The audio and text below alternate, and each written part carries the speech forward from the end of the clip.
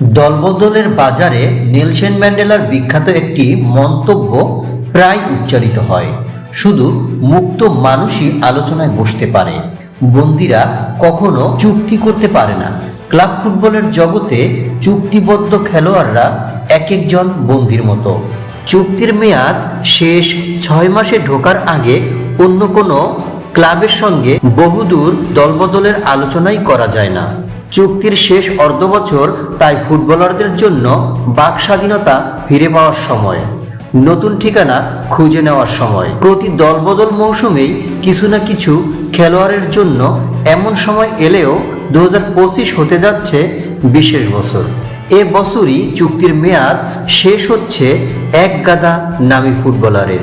শেষ খেলোয়াড়দের ভিড়ে Lionel Messi, Cristiano Ronaldo, Neymar থেকে শুরু করে Mohamed Salah, Kevin De Bruyne, Virgil van ডাইকের মতো বড় সব নামও আছে। 39 বছর বয়সী রোনালদো, 37 বছরের মেসি আর 32 পেরোনো নেইমারের কেউই এখন ইউরোপীয় লিগে খেলেন না।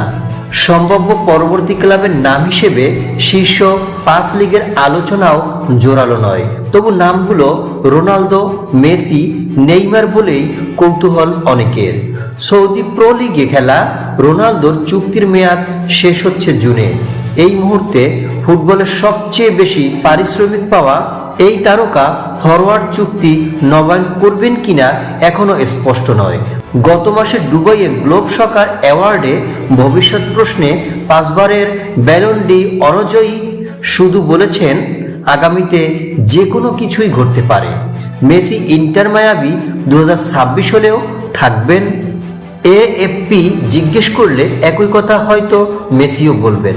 2023 সালে ইন্টার মায়ামিতে যোগ দেওয়া আর্জেন্টাইন তারকায় চুক্তি আছে 2025 MLS পর্যন্ত।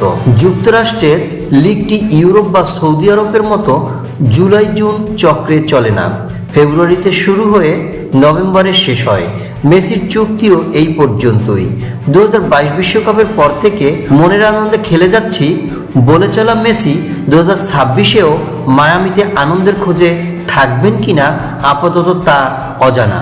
ট্রান্সফরমার মার্কেটে যার নাম দেখাচ্ছে 2 কোটি ইউরো, সেই মেসিকে অবশ্য আগামী বছরও রেখে দিতে চান ইন্টার মায়ামির সহ মালিক জর্জ মেস। সামনের বছর সেখানে ফিফা বিশ্বকাপ আছে বলে মেসি হয়তো থেকেও যেতে পারেন।